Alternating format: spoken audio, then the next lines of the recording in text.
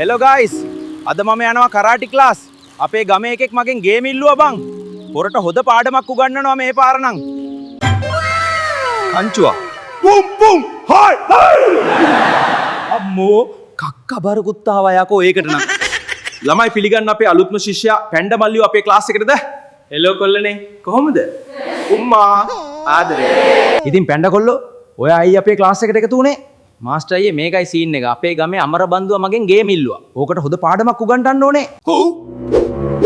ඔය ළමයා පැණ්ඩ මල්ලිට පංච් එකක් දෙන්න බලන්න.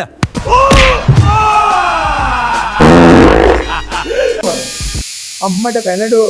පඩ අරින්නෝ කියලා ඔහොමත් යවනවාද යකෝ පිටරද කෑවේ යකෝ උදේ. පිච්චි පඩයක් ගියේ. සමා වෙන්න. A few moments later. අයියෝ බං ලැජ්ජාවේ බෑ පඩේකුත් ගියා. පුකාගේ ඉස්සට පඩයක් ලෝඩ් වුණාම ඔබ මිනිස්සු hina වෙයි කියලා හිතාගෙන පඩේ තද කරගන්නවද? උඹ එකක් මතක තියාගන්න.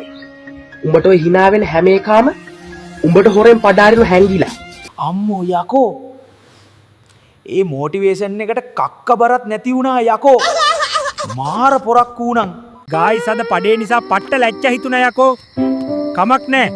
අමර බන්දුවට මම හෙට උදේ නෙලන එක නෙලනවා යකෝ.